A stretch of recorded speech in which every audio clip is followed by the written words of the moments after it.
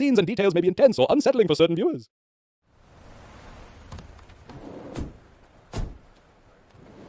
Welcome to the Cartel, where power, danger, and cash runs everywhere.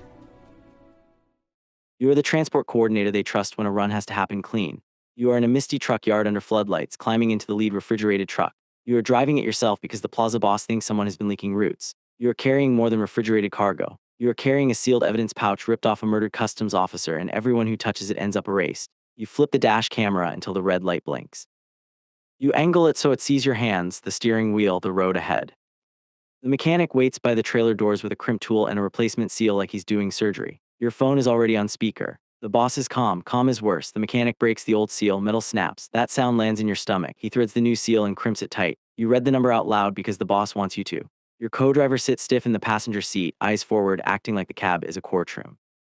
You glance at the route card taped to the wheel. Times, checkpoints, plate swap window, the whole corridor reduced to ink in minutes. Your fingers find the cab panel behind your seat. You pop the latch and feel the hard edge of the pouch through plastic wrap. It's not money, it's not product, it's proof. The boss asks if the seal number matches the paperwork. Your co-driver doesn't answer. He doesn't even breathe right. You hesitate over the ignition. The boss isn't asking. He's watching. He tells you if anything changes, you answer with your hands, not your mouth. You start the engine anyway. The refrigeration unit kicks, a steady hum like a heartbeat you can't shut off. You pull forward, headlamps cut through mist. The convoy falls in behind you and the test begins. Gray dawn crawls up the mountain highway. Wet asphalt shines under oncoming headlights. You keep the truck centered, steady, boring. Boring keeps you alive. You key the radio and tell your escort pickup to tighten formation. No gaps, no hero moves, just a shadow glued to your trailer. A decoy box truck runs a different lane up ahead, same speed, same posture. It's there to be seen.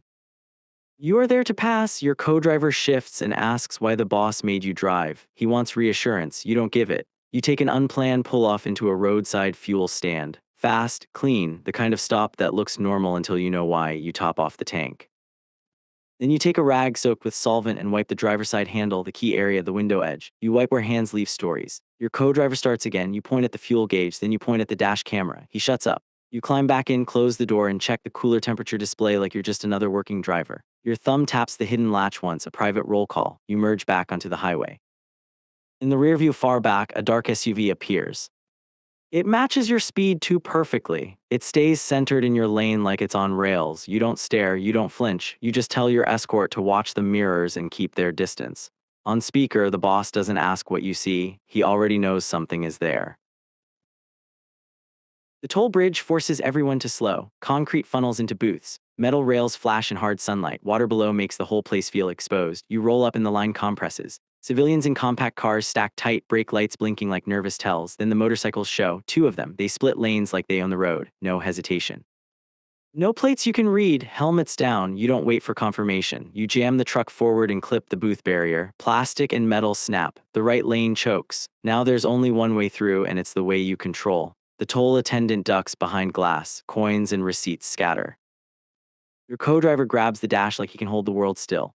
The first motorcycle scrapes your trailer side panel. Sparks spit. The rider leans in, searching for your window. Your escort pickup surges up behind and rams that bike off balance. The motorcycle wobbles, slaps the rail, and disappears behind you in a tangle of noise. The second rider stays clean. He swings up on your left, close enough for you to see his gloved finger tight. A pistol comes up. The muzzle points straight at your windshield. You don't duck, you don't brake. You crank the wheel a fraction and use the truck's mirror like a blade, forcing him tight to the rail. He has to choose between the guardrail and your mass. He fires. The shot cracks the glass, spider-webbing the corner. You push forward anyway, tires humming over the bridge joints. Your dash camera keeps recording. Your phone stays on speaker. The boss doesn't shout. He listens. You clear the booth line by inches, and you feel the whole convoy behind you start to fracture. This is no longer a run. It's a hunt. Traffic locks up past the toll. Dust lifts where tires spin. Sunlight strobes through stalled vehicles. You see a civilian bus ahead, stopped at an angle. It's full. Faces pressed to windows. People filming, praying, freezing. Behind you, the rival SUV closes fast, using the jam like cover. You make the decision before your co-driver can beg. You yank the wheel and surge forward. The truck's bumper strikes the rear corner of the bus. Not head-on, just enough to pivot. Metal groans. The bus swings sideways across lanes like a door slamming shut. Passengers slam into each other, hands spread on glass. Someone's mouth opens in a scream you can't hear through your sealed cab. The rival SUV hits the new wall and stops dead. That buys you seconds. You keep the throttle down and drag past the bus by inches, your trailer scraping, your mirror shattering, your horn blaring like noise can erase what you did. Your co-driver vomits into a plastic bag, shaking so hard it rattles. Your phone crackles. The boss demands to see the road through the dash camera. You tilt the camera slightly with one hand while steering with the other. You show him the blocked lanes. You show him you chose survival. He tells you good. Then he tells you now you owe him proof. You don't ask what kind, you already know. A way station sits off the road under harsh awnings. Sunlit concrete, sharp shadows, a place that pretends it's about rules. It's optional, you pull in anyway. That's how you show you have nothing to hide even when you're hiding everything. You step down, open your paperwork binder, and lay out stamped forms like they matter. Your escort driver stays near his door, rifle strapped loose, waiting for your signal. The commander walks up in uniform with 2 armed officers behind him. Badge clean, boots polished, smile dead. He doesn't look at your papers. He taps the side of your cab right where the hidden compartment sits. He holds out his hand. He tells you he wants retirement insurance today, not next week. Your co-driver stares at the ground like he can fall through it. You feel the pouch in your mind like a weight behind your ribs. If you give it up, you die for losing it. If you keep it, you die for keeping it. Your phone on speaker stays open. The boss listens to every breath. You nod like you're agreeing, slow, respectful. Then you climb back into the cab. You shut the door. You lock both locks. The commander's smile doesn't move. His hand stays out like he's expecting you to hand him your spine. You start the engine. You refuse him to his face without saying a word. Outside, one officer raises his rifle a few degrees. Inside, you keep your hands steady on the wheel. You roll forward off the scale platform. The way station disappears behind you. Now you have a commander as an enemy, and your own boss is still deciding if you're one too. You take a dirt turnout at noon. Gravel pops under tires. Heat shimmers off the ground, no shade you can trust. You call the chase car in, your own asset, your own footprint. It pulls up and you move fast. You strip the dash cam first. You pop the license plate off with a screwdriver like you've done it 100 times. Because you shove the camera into a bag, you hand the plate to your co-driver. You tell him to hold the jerry can. His hands shake so hard the fuel sloshes. In the distance, you spot a patrol vehicle cresting the road. The commander is coming. You splash fuel inside the chase car. Seats. Floor, dashboard, you don't miss. You make your co-driver light the match. He hesitates. You don't. The fire takes instantly. Plastic curls, glass pops. The whole car becomes a confession you're burning before anyone reads it.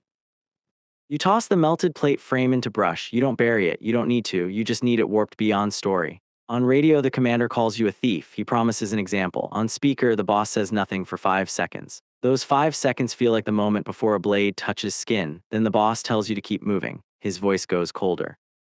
He tells you if you get boxed in, you do not surrender the pouch. He tells you to remove the witness. Your co-driver hears it too. He looks at you like he's already dead. You shove the truck into gear and leave the smoke column behind you like a signal flare for everyone hunting. By afternoon, you cut into a farmhouse courtyard tucked behind corrugated roofing and a chain gate. The place is quiet in the way traps are quiet. A rival smuggler family owns this stretch. Different blood, different rules, same math. Their leader steps out. 2 teenagers flank him with shotguns held too casually. You park the truck tight, keeping your trailer doors away from curious hands. You step down with bundled cash and your posture set hard. You offer money. You offer a pallet from the refrigerated load, a taste, a bribe, a promise. You tell them you need a fake seizure on the next bend. Sirens, uniforms, phone video. Anything that makes the commander pause and reroute his patrol for 10 minutes. The rival leader counts the cash slowly, watching your eyes. The teenagers keep their barrels on your chest like they're trying to learn what fear looks like. Your co-driver stands behind you small. Your phone is still on speaker. The boss hears unfamiliar feet on dirt. He asks why there are new voices near you. You keep your face blank. You say nothing that can be replayed. While they argue over the pallet, you angle your body and quietly text your escort driver coordinates for a different exit track. The local's only cut that skirts the bend entirely. You are buying a shield and setting up a betrayal. The rival leader finally agrees. He tells you they can make it look real. He tells you the commander will swallow it. You nod. You climb back into the cab. You pull out. And instead of taking the road to their staging point, you cut left toward a narrow track that looks like it goes nowhere. In your mirror, their courtyard shrinks. You just stole their risk and left them holding the consequence. That's the only way you're still breathing. The back road is a landslide scar, broken guard posts, loose rubble, a drop that doesn't end. Low sun throws long shadows across dust. Your tires carve fresh tracks that scream for attention. You crawl the truck along the edge, steering with fingertips, keeping the trailer from sliding into air. The escort stays behind, too scared to get close, too loyal to leave. Then headlights appear on the ridge. Rivals.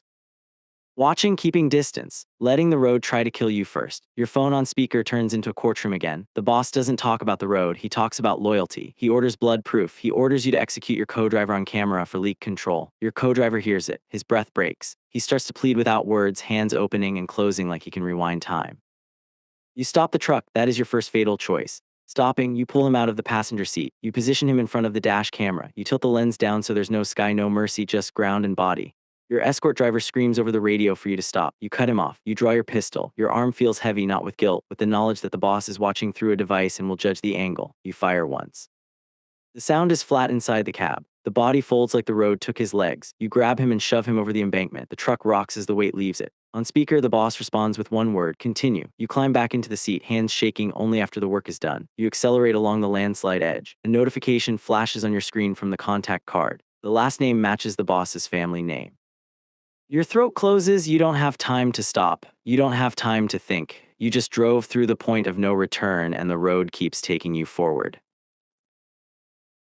Night puts a lid on everything. You roll into a warehouse loading bay under a single buzzing sodium lamp. The roll-up door is half open like a mouth. You are alone now. No co-driver, no extra witness. Just you, the truck, and the hum of refrigeration that never cares. A foreman stands behind the half-open door. Two masked men wait inside with gloves already on. That detail tells you the ending before it arrives. You back the refrigerated truck into the bay. Perfect alignment, clean and professional to the last second. You hand over the paperwork binder. You reach behind the cab panel and pull out the sealed evidence pouch. Plastic wrapped, untouched, the object everyone hunted. You set it on a metal table. Before you can pass it across, the foreman slides a phone toward you. On the screen is your dash camera clip. The execution, the angle, the red recording light reflected in glass, already forwarded, already living in multiple chats. Your stomach drops because you understand what that means. On speaker, the boss tells you the co-driver was his nephew. Then he tells you your promotion is to stay with the truck. The masked men rack their weapons, not as a threat, as a schedule. They step between you and the exit door like furniture being moved into place. The roll-up door starts to close. You look at the pouch. If you hand it over, you become the man who delivered the evidence that can bury the whole corridor. If you keep it, you become the man caught stealing the corridor's death warrant. There is no version where you walk out clean. You realize the boss didn't test your loyalty. He branded you. And the brand is video. The door keeps dropping. You understand the gut punch fully now. What you did can't be unshot, unburned, unbetrayed. There is nothing you can return, undo, or explain. Only footage that will outlive you.